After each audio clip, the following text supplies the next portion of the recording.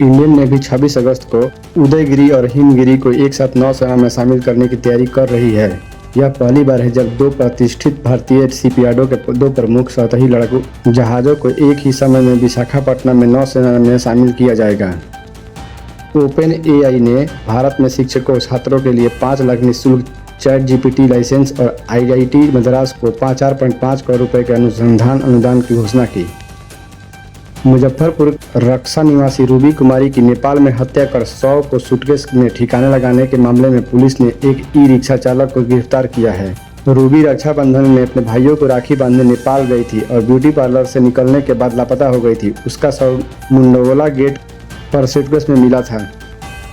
Trump प्रशासन ने भारत पर अतिरिक्त 25% टैरिफ लगाने के संबंध में नोटिस जारी किया। अमेरिका ने भारत से आयातित वस्तुओं पर लागू होने वाले टैरिफ में बड़ी वृद्धि लागू करने की घोषणा की है। अब 27 अगस्त से यह शुल्क दुगना होकर 50% हो जाएगा। नोटिस में कहा गया है कि यह टैरिफ रूसी सरकार द्वारा तथा उसके जुड़े व्यापारिक भागीदारों द्वारा अमेरिका के लिए उभरते खतरों से निपटने की नीति के तहत लगाया जा रहा है।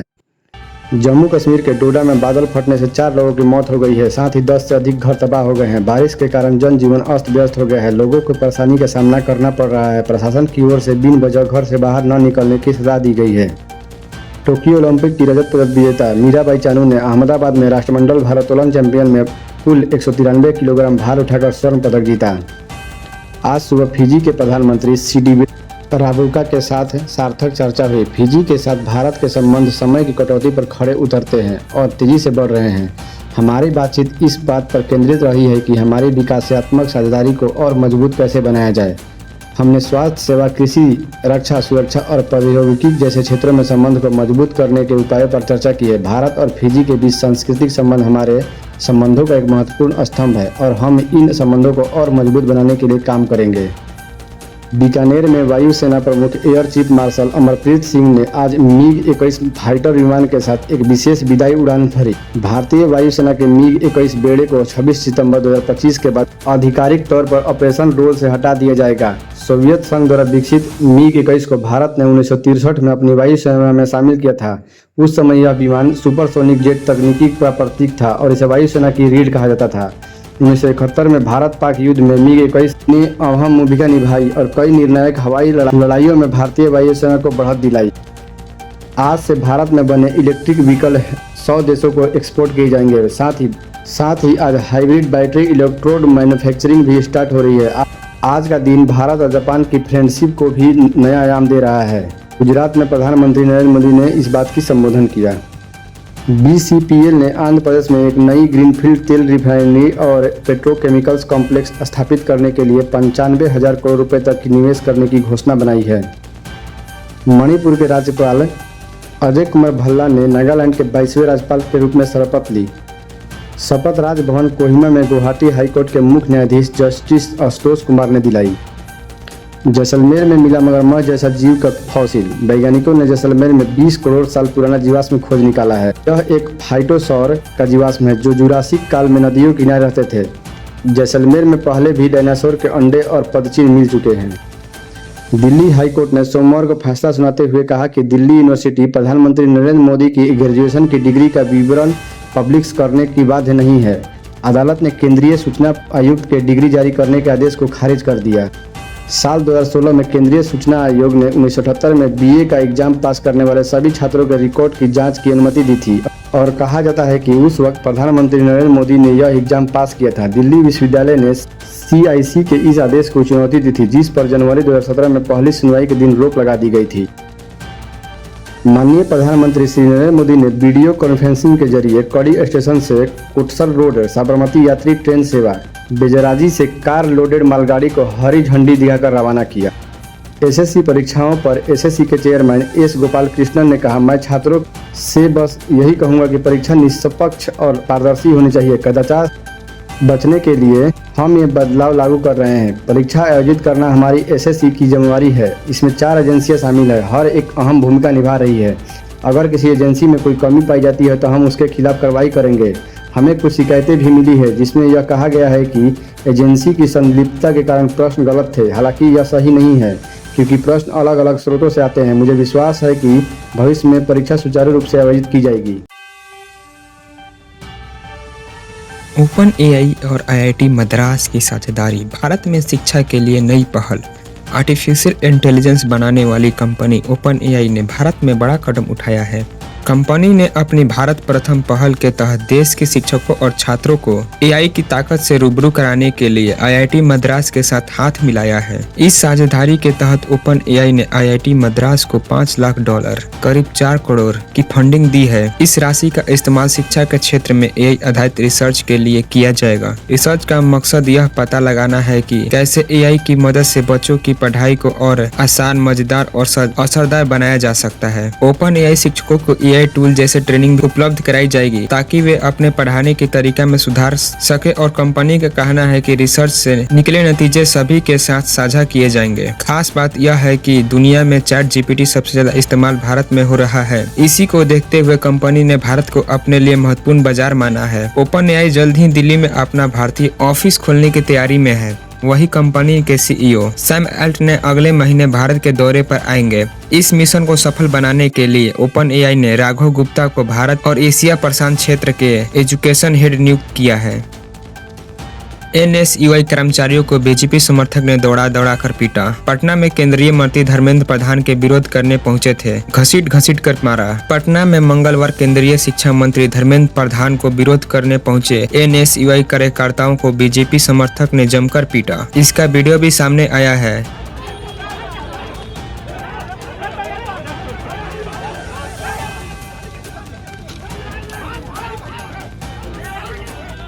इसमें बीजेपी कार्यकर्ताओं एनएसयूआई समर्थकों को दौड़ा कर पीटते हुए दिख रहे हैं।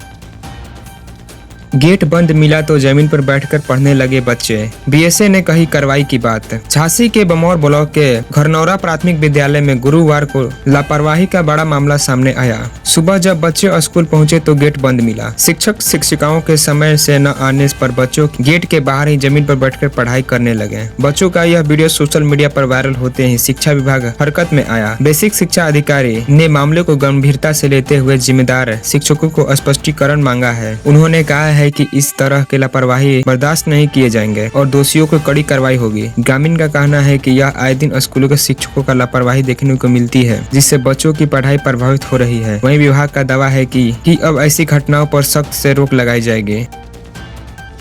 मैनपुर डीएम के निरीक्षण में उजागर हुआ शिक्षा की हकीकत। जीआईसी के बच्चे नहीं जानते हैं गुना भागा और वर्गमूल। मणिपुर जिले में जिला अधिकारी के अचौक निरीक्षण ने शिक्षा व्यवस्था की सच्चाई सामने ला दी। निरीक्षण के दौरान जब उन्होंने सरकारी इंटर कॉलेज जीआईसी के छात्रों से सवाल पूछा तो बच्चों ने बुनियादी गणित जैसे गुना भागा और वर्गमूल तक नहीं बता पाए। डीएम ने इस लापरवाही से नाराजगी जताई और संबंधित शिक्षकों को फटकार लगाई। उन्होंने कहा कि स्कूल में शिक्षा की गुणवत्ता सुधारने के लिए जिम्मेदार अधिकारियों और शिक्षकों को जवाबदेह बनाया जाएगा। निरीक्षण के दौरान कई छात्रों ने पाठ्यक्रम से जुड़े सवालों के भी गलत जवाब दिए। डीएम ने अधिकारियों को निर्देश दिया कि ऐसे स्थिति दोबारा न हो, इसके लिए नियमित मॉनिटरिंग और विशेष कक्षाएं चलाई जाएंगी। ग्रामीणों और अभिभावकों का कहना है कि पढ़ाई की कमजोर स्थिति बच्चों के भविष्य पर असर डाल रही है। वहीं डीएम ने आश्वासन दिया कि शिक्षा व्यवस्था में सुधार के लिए ठोस कदम उठाए जाएंगे। QR code in school dress. सरकारी स्कूलों में शुरू हुई यूनिफॉर्म पर क्यूआर कोड की अनोखी पहल। बच्चों की सुरक्षा और शिक्षा दोनों को ध्यान में रखते हुए सरकारी स्कूलों में अब यूनिफॉर्म पर क्यूआर कोड लगाने की शुरुआत की गई है। इस नई पहल से छात्रों की पढ़ाई और उपस्थिति की निगरानी के साथ साथ उनकी सुरक्षा भी सुनिश्चित की जा सकेगी। जानकारी के मुताबिक क्यूआर कोड को स्कैन करते ही छात्रों की पूरी जानकारी जैसे नाम, कक्षा, रोल नंबर, अभिभावक का मोबाइल नंबर और पढ़ाई से जुड़े डाटा सामने आ जाएगा। इससे स्कूल प्रबंधन को बच्चों की ट्रैकिंग आसान होगी और किसी भी आपात स्थिति में तुरंत परियोजनों से संपर्क किया जा सकेगा। शिक्षा विभाग का मानना है कि यह कदम डिजिटल शिक्षा की दिशा में एक बड़ा बदलाव साबित होगा। क्यूआर कोड के जरिए छात्रों की प्रगति रिपोर्ट भी तैयार की जाएगी। यह देश में अपनी तरह का पहला प्रयोग माना जा रहा है, जिसे धीरे धीरे अन्य जिलों के स्कूलों में भी लागू किया जाएगा। सैमसंग का नया flagship phone leak, 50 megapixel camera और एआई फीचर के साथ धमाकेदार एंट्री। सैमसंग का अगला फ्लैगशिप स्मार्टफोन लॉन्च से पहले ही चर्चा में आ गया है। लीक रिपोर्ट्स के मुताबिक फोन में 50 मेगापिक्सल हाईटेक रेजोल्यूशन कैमरा दिया जाएगा, जिसमें कई एडवांस एआई फीचर भी शामिल होंगे। खास बात यह है कि कंपनी इस फोन को किफायती दाम में पेश करने की तैयारी कर रही है, जिससे यह प्रीमियम सेगमेंट में बड़ा बदलाव ला सकता है। रिपोर्ट के अनुसार इसमें पावरफुल प्रोसेसर, बेहतर बैटरी बैकअप और हाई एंड डिस्प्ले भी देखने को मिल सकता है। हालांकि कंपनी की ओर से अभी तक आधिकारिक घोषणा नहीं हुई है। टेक एक्सपर्ट्स का मानना है कि यह फोन लॉन्च के बाद बाजार में सीधा मुकाबला OnePlus और iQOO जैसे ब्रांड से करेगा। AI तकनीक से किसानों को मिलेगी फसल की सटीक जानकारी। नागपुर के विदर्भ क्षेत्रों में किसानों के लिए अब खेती करना और भी आसान हो रहा है। यहाँ शुरू की गई क्लस्टर AI फार्मिंग मॉडल की मदद से किसानों को सीधा मोबाइल पर फसल से जुड़ी सलाह मिल रही है। इस तकनीक के जरिए बुआई, सिंचाई, उर्वरक और पेस्ट कंट्रोल की सही जानकारी समय पर दी जाएगी। केंद्रीय मंत्री नितिन गडकरी ने इस पहल का समर्थन करते हुए कहा है कि AI से खेती की लागत कम होगी और उत्पादन में बढ़ोतरी होगी। वहीं अंतर्राष्ट्रीय रिपोर्ट्स के मुताबिक AI टूल का इस्तेमाल से किसानों के मौसम और फसल की भविष्यवाणी समय रहते ही मिल सकेगी। इससे उनकी बचत बढ़ेगी और कर्ज पर निर्भरता घटेगी। सरकार का मानना है कि आने वाले समय में इस मॉडल को देश भर में लागू कर किसानों का आय बढ़ाने और कृषि को आधुनिक बनाने की दिशा में कदम उठाया जाएगा। Bihar BSSC requirement 2025 office assistant के 3227 पदों पर भर्ती, 10वीं पास करेंगे आवेदन। बिहार कर्मचारी चयन आयोग BSSC ने युवाओं के लिए बड़ी खुशखबरी दी है। आयोग ने राज्य में ऑफिस असिस्टेंट के 3227 पदों पर भर्ती प्रक्रिया शुरू कर दी है। इस भर्ती में आवेदन करने के लिए उम्मीदवारों को न्यूनतम शैक्षणिक योग्यता 10वीं पास निर्धारित की गई है। आवेदन प्रक्रिया ऑनलाइन होगी और उम्मीदवार आयोग की आधिकारिक वेबसाइट के माध्यम से फॉर्म भर सकेंगे। हालांकि आवेदन की अंतिम तिथि 24 सितंबर 2025 और परीक्षा की तिथि की जानकारी आयोग जल्द ही जारी करेगा। सरकार की इस पहल से प्रदेश में हजारों युवाओं को रोजगार का अवसर मिलेगा। दिल्ली NCR में मंगलवार के तड़के से कई इलाकों में हो रही बारिश से मौसम सुहाना हो गया है। मौसम विभाग के अनुसार दिल्ली NCR में आज तेजी से बारिश हो सकती है। मौसम विभाग ने दिल्ली NCR में आज फिर से बारिश का अलर्ट जारी किया है।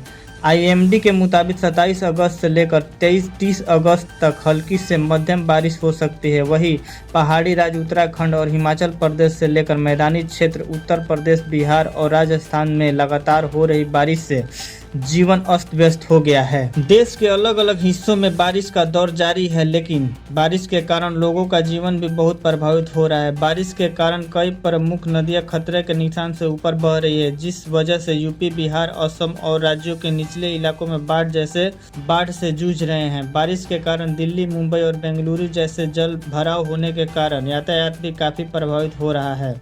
सड़कों पर लंबा जाम लग रहा है। वहीं राजस्थान में भी इन दिनों भारी बारिश के कारण कई शहरों में बाढ़ जैसा हालत हो गया है। ड्रिप सिंचाई के तकनीक से पानी की 40 से 70% की बचत होती है और नमी सीधे पौधों के जड़ों तक पहुंचती है। इससे उपज बढ़ती है, अनावश्यक खरपतवार की वृद्धि कम होती है और मिट्टी की उर्वरकता बनी रहती है। कम पानी में अधिक लाभ पाने के लिए ड्रिप सिंचाई किसानों के लिए लाभदायक है। बिहार एक नई औद्योगिक क्रांति की कहानी लिखने जा रहा है। नए उद्योग के लिए बिहार सरकार ने रियायतों का पिटारा खोल दिया है। निवेशकों को बिजली सस्ती, टैक्स में छूट और करोड़ों की आर्थिक मदद दी जा रही है। आने वाले वर्षों में बिहार सिर्फ अपने कृषि उत्पादकों के लिए नहीं बल्कि टेक्सटाइल और लेदर प्रोडक्ट के लिए भी जाना जाएगा। बिहार सरकार ने अगस्त 2025 की बाढ़ और बारिश से प्रभावित किसानों के लिए राहत योजना शुरू की है। जिनकी फसल 33% से अधिक नष्ट हुई है, उन्हें 22,500 प्रति हेक्टेयर तक मुआवजा मिलेगा। आवेदन की अंतिम तिथि 5 सितंबर तक है। प्रक्रिया पूरी ऑनलाइन और सरल है। हरतालिका तीज एक महत्वपूर्ण हिंदू त्यौहार है जिसे राजस्थान, उत्तर प्रदेश, मध्य प्रदेश, बिहार और झारखंड जैसे कई उत्तर भारतीय राज्यों में महिलाएं बहुत धूमधाम से मनाती है। और इस त्यौहार को हमारे पड़ोसी देश नेपाल में भी औरतें बहुत धूमधाम से मनाती है। इस अवसर पर भक्त स्वर्ण गौरी व्रत रखते हैं और देवी गौरी की पूजा अर्चना करते हैं तथा सुखी एवं सदापूर्ण वैवाहिक जीवन के लिए उन्हें आशीर्वाद मांगते हैं। गणेश चतुर्थी का त्यौहार आज 27 अगस्त से शुरू होकर 6 दिसंबर तक चलेगा। वहीं मुंबई के लाल बाग में स्थित यह पंडाल पूरे भारत में प्रसिद्ध है और लाखों श्रद्धालु दर्शन के लिए आते हैं। यह त्यौहार पूरे देश में मनाई जाती है। नागपुर के कोराड़ी स्थित महालक्ष्मी मंदिर में निर्माणाधीन स्लैब गिरने से 17 मजदूर घायल हो गए। हादसा गेट नंबर 4 के पास हुआ। सभी घायलों को हॉस्पिटल पहुंचाया गया। पुलिस जांच में जुटी हुई है। सलमान खान ने बॉलीवुड में 37 साल पूरे कर लिए हैं और इस दौरान उन्होंने कई सुपरहिट फिल्में दी हैं। वह अपने कैरियर में कई अवार्ड जीत चुके हैं और चैरिटी कार्यों के लिए भी जाने जाते हैं। उनकी नई फिल्म बैटल ऑफ गलवान 2020 के गलवान घाटी संघर्ष पर आधारित है, जिसमें देशभक्ति और बहादुरी की झलक दिखाई देगी।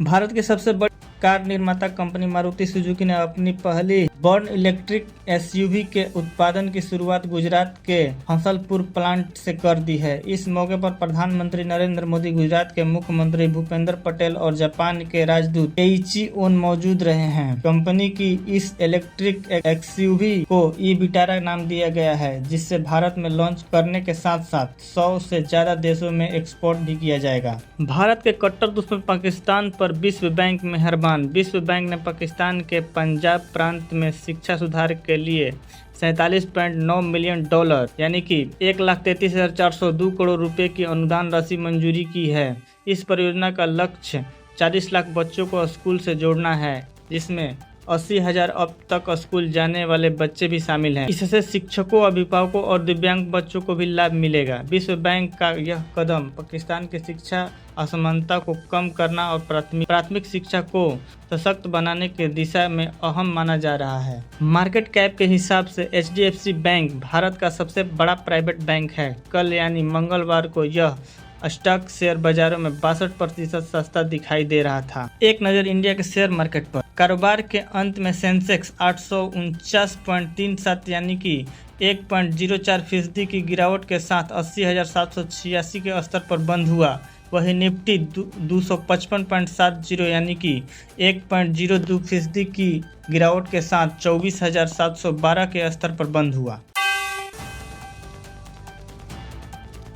प्रयागराज के फफमाऊ में गंगा नदी पर बन रहे 6 लेन पुल के निर्माण के दौरान सोमवार शाम बड़ा हादसा हो गया। ट्रक के द्वारा पिलर ले जाया जा रहा था, तभी ट्रक अनियंत्रित होकर पलट गया और पिलर नदी में जा गिरा। यह पूरी घटना मौके पर मौजूद लोगों ने मोबाइल कैमरे में कैद कर ली, जिसका वीडियो सोशल मीडिया पर वायरल हो रहा है। हादसे में निर्माण कंपनी के कर्मचारी और अधिकारी बाल बाल बच गए हैं। यह 6 लेन पुल मलाक हरहर से लेकर लाला लाजपत राय मार्ग तक लगभग 9.90 किलोमीटर लंबाई बन रहा है। इसकी लागत 1948.25 करोड़ रुपया है। पुल का निर्माण कार्य फरवरी 2021 में शुरू हुआ था और इस फरवरी 2024 तक पूरा करने का लक्ष्य था, ताकि महाकुंभ 2025 से पहले तैयार हो सके। हालांकि देरी के चलते कंपनी को फरवरी 2025 तक की मोहलत दी गई थी। अब हादसे के कारण निर्माण कार्य पर और असर पड़ने की संभावना है। फ्रिज, टीवी, एसी, जूते और कपड़े समेत अगले महीने तक क्या क्या हो जाएगा सस्ता। जीएसटी में होने वाला बदलाव से रोजगार की चीजें सस्ती होने की उम्मीद है। 12% वाली लगभग सभी वस्तुएं 5% की दर पर आ सकती है और 28% वाली अधिकार वस्तुएं 18% की दर पर आ सकती है। प्रधानमंत्री नरेंद्र मोदी ने 15 अगस्त को लाल किले की प्रचार से जीएसटी सुधार की बात की थी। उन्होंने कहा था कि वह इस दिवाली जनता को डबल तोहफा देने वाले हैं। अब जीएसटी में केवल 2 स्लैब यानी 25% और 18% किए जाने की उम्मीद है, क्योंकि ग्रुप ऑफ मिनिस्ट्री की बैठक में 12% और 28% जीएसटी स्लैब को खत्म करने का प्रस्ताव को मंजूरी भी दे दी गई है। अब इसी को लेकर ब्रोकरेज फर्म एबिट कैपिटल ने एक रिपोर्ट जारी की है। इस रिपोर्टर के जरिए फर्म में बताने की कोशिश की है कि आम लोगों की ज़रूरतों से जुड़ा सामान कितना सस्ता हो जाएगा। एप्पल का नया स्टोर अब इस शहर में भी खुलेगा। आईफोन 17 लॉन्च से पहले कंपनी ने की घोषणा। एप्पल जल्द ही आईफोन 17 सीरीज लॉन्च करने जा रहा है। इससे पहले कंपनी ने भारत में चौथा रिटेल स्टोर खोलने की घोषणा की है। यह नया स्टोर पुणे के कारेगांव पार्क में 4 सितंबर को खुलेगा। स्टोर की थीम बेंगलुरु के हेबल स्टोर जैसी होगी, जिसमें मोर से प्रेरित आर्टवर्क होगा। नए स्टोर खुलने से ग्राहकों को कम कीमत पर एप्पल प्रोडक्ट खरीदने का मौका मिलेगा। एक दिन में 3.39 लाख करोड़ डूबे। शेयर बाजार में भारी गिरावट। सेंसेक्स 850 अंक टूटा। भारतीय शेयर बाजारों में आज भारी गिरावट देखने को मिली। सेंसेक्स करीब 850 अंक टूट गया। वही निफ्टी फिसलकर 24,700 के पास पहुंच गया। अमेरिकी टैरिफ से जुड़ी चिंताओं के चलते बाजार में चौतरफा बिकवाली देखने को मिली। इसके अलावा कमजोर ग्लोबल संकेतों और विदेशी निवेशकों की बिकवाली में भी बाजार के सेंटीमेंटों को कमजोर किया है। कारोबार में अंत में सेंसेक्स 849.37 अंक या 1.04% की गिरावट के साथ 80,786.54 के स्तर पर बंद हुआ।